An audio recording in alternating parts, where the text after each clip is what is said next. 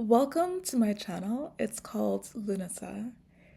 In this channel, we do a deep dive into the writings of Florence Scovel Shinn. For this video, I wanted to talk about what's on my Kindle right now. I honestly don't expect it because when I put it down, I swear I was reading Your Word is Your Wand, and now that I pick it up, it has shifted over to the power of the spoken word. So I'll just take it as an intuitive lead from the powers that be and speak on what's on my screen. So the first thing I see is a reminder that nothing stands before us and our highest ideals and every desire of our heart but doubt and fear.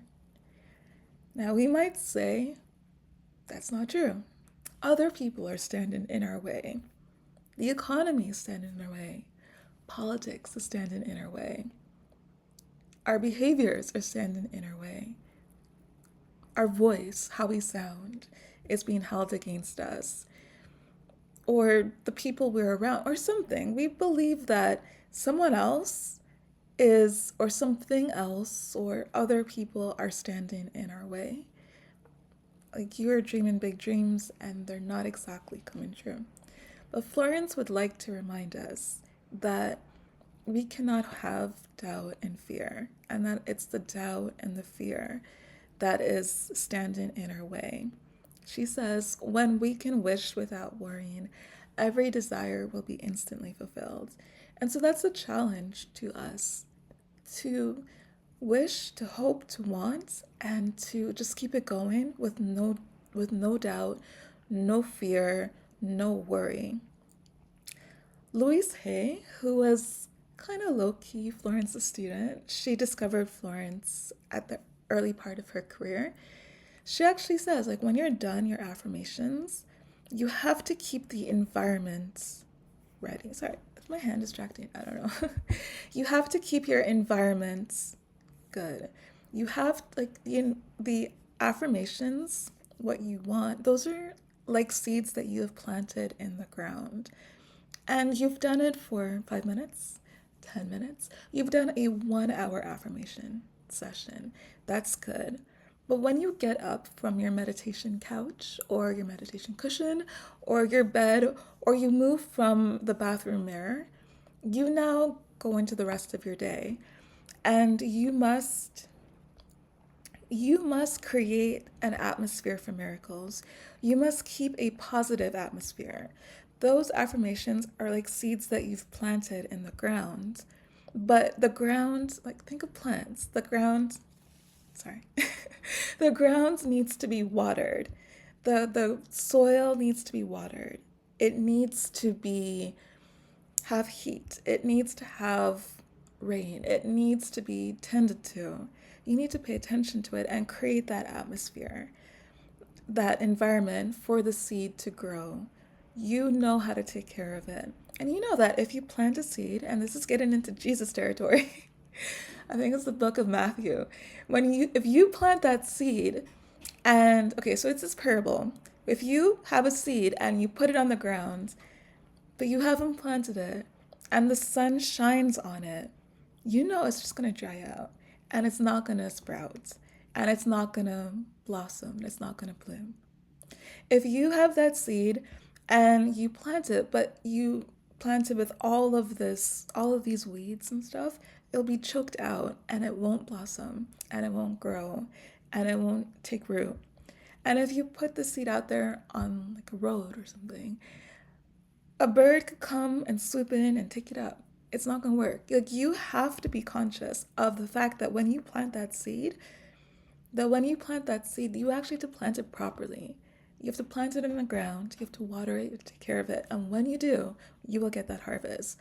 And so when you have your goal and your dreams and you make them into an affirmation, so like I want this and I am this, you then need for the rest of your day to go through it feeling like creating that atmosphere for that affirmation to take root. for that affirmation to flourish and blossom. You need to keep doing that. You may need to keep saying your affirmations all day, but you may just need to create just a positive supporting atmosphere for yourself, because you're creating the environment for the miracle to happen. Louise Hay also points out, if you do your affirmation, I can, for 10 minutes, and then you leave your affirmations and start to say, I can't. So 10 minutes of I can affirmations versus 23 hours and 50 minutes of I can't affirmation. Which one do you think will win out? The I can't affirmations. So when you have done your affirmations, don't contradict it, don't nullify it, don't neutralize it, don't start complaining, don't start doubting, don't start worrying, don't start fearing, being fearful. You have to keep creating the conditions that will make it happen, because God is your supply and God can never fail. Florence has these affirmations: God is our supply, God cannot fail, so we cannot fail. Do not limit God by seeing limits in yourself. So when you've put it out there, and also Jesus said, you ask and it's given. It's a law right then and there. Jesus said, I think also in the book of Matthew, you ask and it's given. Abraham Hicks wrote a whole book on it called Ask and It's Given. They say, when you ask, it is given. You gotta receive it, honey. You gotta receive it. Because a lot of people ask and then they like, nah, I don't really want it anymore. So, you know, when you ask, knowing that God is your supply and God cannot fail, expect that you're going to receive it. And then know that the only thing that's going to stand in your way is doubt and fear. That you said, I want this, I'm good for this, I'm good for this, for 10 minutes, and then you spent the rest of your day, and then the rest of your week, and then the rest of your month being absolutely miserable, saying I can't, saying this won't happen, being fearful and doubtful and worried. Like, if you're going to take the time to put out that affirmation, take the time to support it. Take the time to create that atmosphere for miracles. Take the time to believe the very best and believe that'll happen. Take the time to believe that, like, for your soul to feel its worth and to feel that you can actually get this and you are worthy of this, and start supporting your affirmations outside of it. Because Florence, to sum up again what she said, nothing stands before man and your highest man and man's highest ideals and every desire of his heart but doubt and fear. When man can wish without worrying, every desire is instantly fulfilled. Fear must be erased from your consciousness, completely erased, and you're just all about your hopes and your dreams and your wishes and your desires. Just go all in, believing that God is invincible, an invincible, invisible power, and that all things are possible with you and God, and that this is the opportunity to bring your heaven down on earth, and believe for God to pull through, believe for you to pull through, and just keep believing. The only thing that's going to stand in your way is when you give up and you just start bringing in the fear, doubt, and worry. So try it. Do your affirmations, believe, want, desire, and then spend the rest of your day supporting it. Spend the rest of your day encouraging it. Spend the rest of your day building it up and creating that atmosphere where it just keeps working. So I hope you appreciated that deep dive.